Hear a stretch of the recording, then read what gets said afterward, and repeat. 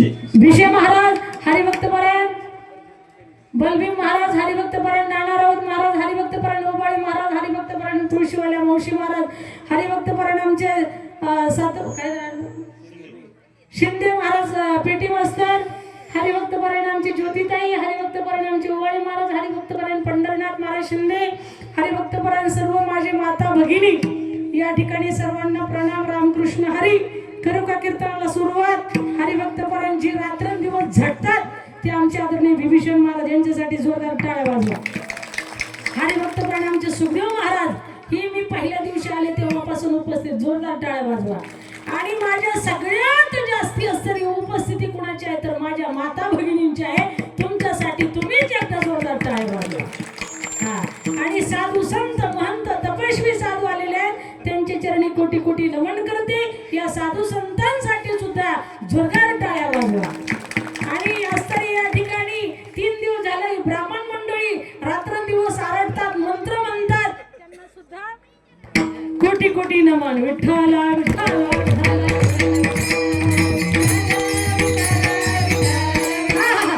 आणि ज्यांनी गोड असा आवाज दिला माझ्या संशिष्टीवाल्या दादासाठी सुद्धा जोरदार टाळ्या वाजवा.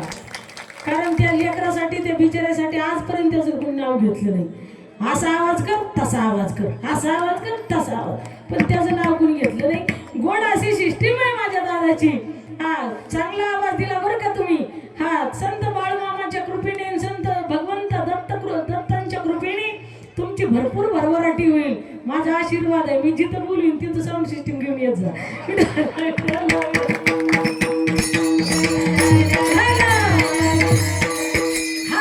आमचे सातव महाराज वयोवृद्ध तपोवृद्ध ज्ञानवृद्ध हे सुद्धा आले. म्हटले माई साहेब तुम्ही आला की तटकीने उठून आलो तुमच्या पाया पडलो का, परत गर्दीत दर्शन व्हायचं नाही. म्हटलं हा अधिकार माझा नाही, माझ्या माऊली ज्ञानोबराने मला दिला, माझ्या दत्तगुरूने दिला, पंढरीश पांडुरंग परमात्म्याने दिला. मी तुमच्यापेक्षा वयाने लहान आहे पण माझ्या आईवडिलांची कृपा, गुरुचा आशीर्वाद आहे म्हणून आज या व्यासपीठावर बोलण्याचा अधिकार मला प्राप्त झाला. आमचे चतुर्भुज महाराज हे उपस्थित राहिले, आमचे या ठिकाणी भुजबळ महाराज हे उपस्थित राहिले. ही गोड मंडळी आहे, सगळी प्रेमाची मंडळी आहे. तीर्थयात्रेला माझ्याबरोबरच असतात, दिंडीतही माझ्याबरोबरच असतात. या ठिकाणी माझ्या माता भगिनी, खरोखर तुम्ही सुद्धा गोड स्वभावाच्या माझ्या माता भगिनी म्हणजे मायेची मूर्ती आहे. माझ्या माता भगिनी म्हणजे दयेचा सागर आहे. हा, आई तुझ्या मूर्ती वाणी या जगात मूर्ती नाही. हा, मग की आई तुझ्या मूर्ती वाणी या जगात मूर्ती नाही. आई तुझ्या मूर्ती वाणी या जगात मूर्ती नाही. अनमोल जन्म दिला गाय तुझे उपकार फिटणार नाही. अनमोल जन्म दिला गाय तुझे उपकार फिटणार नाही. अनमोल जन्म दिला गाय तुझे उपकार फिटणार नाही. अनमोल जन्म दिला गाय तुझे उपकार फिटणार नाही. आई तुझ्या मूर्ती वाणी या जगात मूर्ती नाही. आई तुझ्या मूर्ती वाणी या जगात मूर्ती नाही. अनमोल जन्म दिला गाय तुझे उपकार फिटणार नाही. अनमोल जन्म दिला गाय तुझे उपकार फिटणार नाही. अनमोल जन्म दिला गाय तुझे उपकार फिटणार नाही. अनमोल जन्म दिला गाय तुझे उपकार फिटणार नाही. बालपणी मी खेळत खेळत बालपणी मी खेळत खेळत होतो तेव्हा नाना. अमृताहुनी गोड माझं नाचवाना.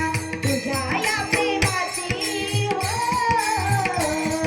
तुझ्या या प्रेमाची कधी जाणीव झाली नाही. अनमोल जन्म दिला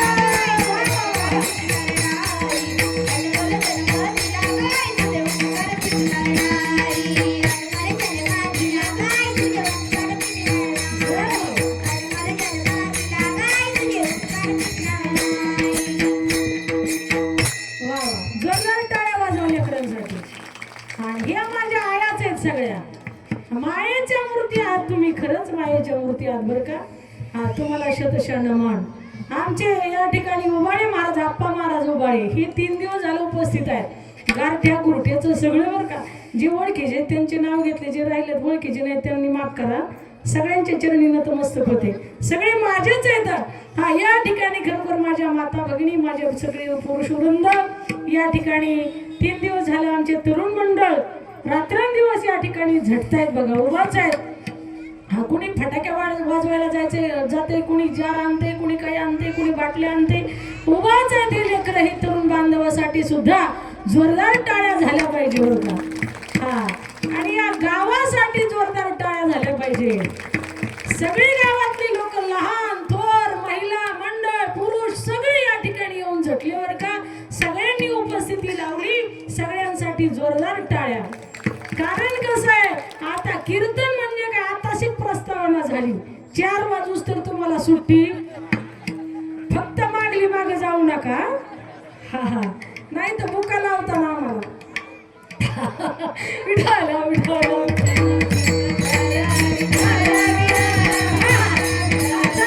थोडक्यात कीर्तन करायचंय. काल्याचं कीर्तन म्हणजे 3 तासाचा वेळ लागतो.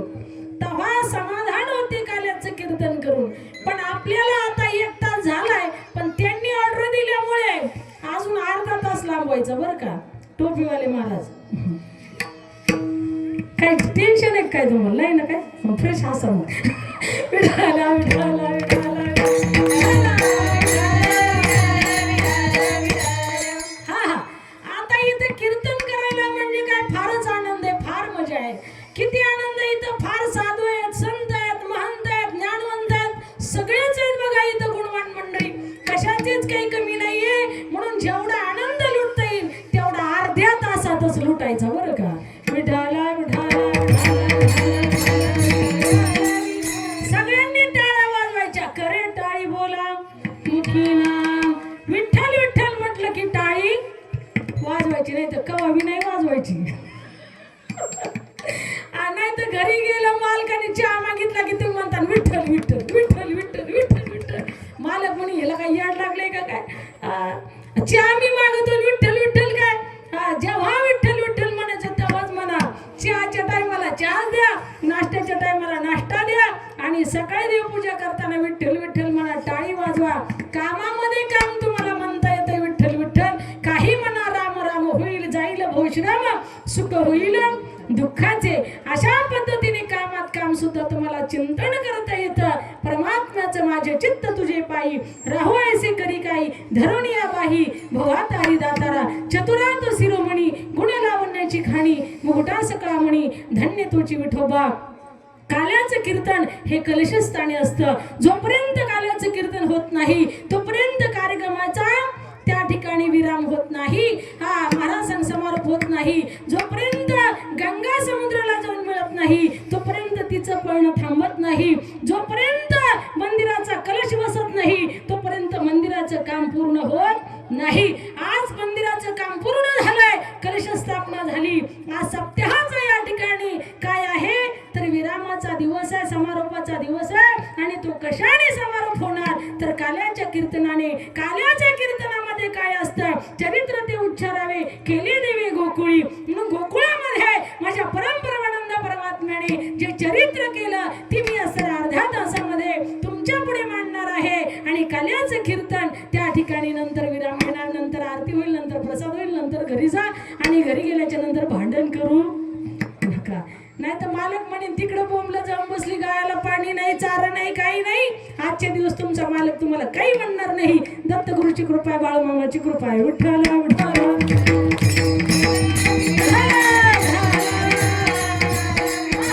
हरीने माझ्या हरिले चित्त, भार वित्त विसरले. हा, आमचे या ठिकाणी राम काका यांच्याकडे लक्षच गेलं नाही बरं का माझं. आमचे पट्ट शिष्य राहिले ना. हा, दिंडीत असताना सगळं नियोजन करणारे आमचे राम काका. आळंदी दिंडी, पंढरपूर दिंडीचं नियोजन सगळ्या ध्वजात त्यांच्याकडे असतं. त्यांचंच नाव विसरलं बघा, जवळच्या माणसाचं नाव विसरलं. ठीक आहे, आमचे राम काका सकाळपासून या ठिकाणी उपस्थित राहिले. त्यांना मनपूर्वक धन्यवाद. आणि गोड सेवा असती मनपूर्वक. म्हाताऱ्या माणसाची सेवा करणार, सगळ्याची सेवा करणार, पाणी देणार, चहा देणार. हा सेवाधारी असणारे हे माणसं आहेत. फकड काका आलेत का नाही? नाही ना. त्यांना जे हरी सांगा विठ्ठला विठ्ठला विठ्ठला. कारण कसं आहे, परमार्थामध्ये आणि जीवनामध्येच मला एक म्हणजे माऊलीची गोळी आठवली की जीवनामध्ये एकच धरायचं. साच आणि मवाळ, मिथिला आणि रसाळ, शब्द जरी सेकलवळा लय बडबड करण्यात सुद्धा काय अर्थ नाही, आहे का नाही?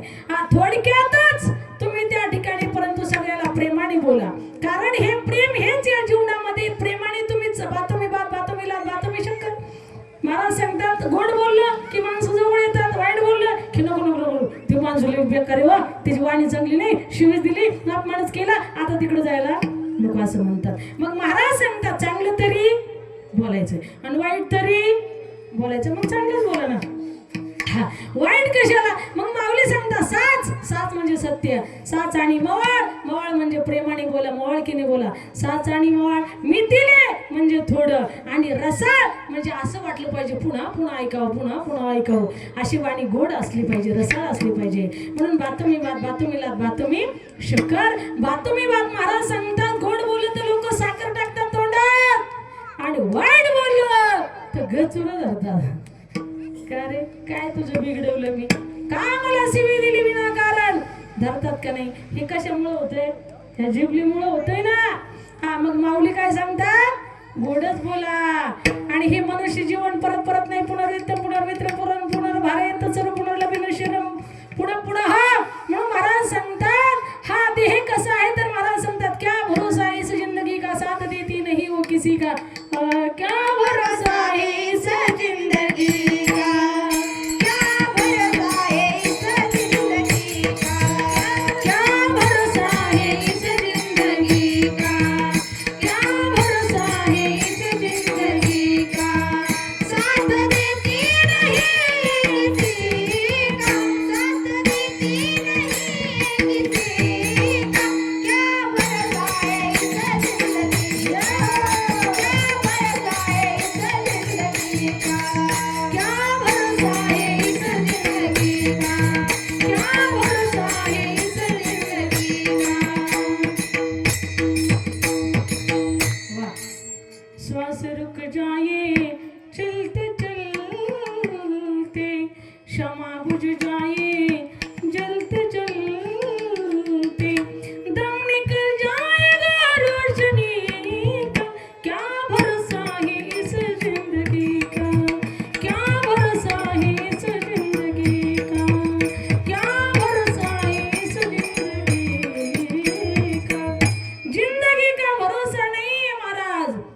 जिंदगी एक किराए का घर है, जिंदगी एक किराए का घर है, एक ना एक दिन बदलना पड़ेगा.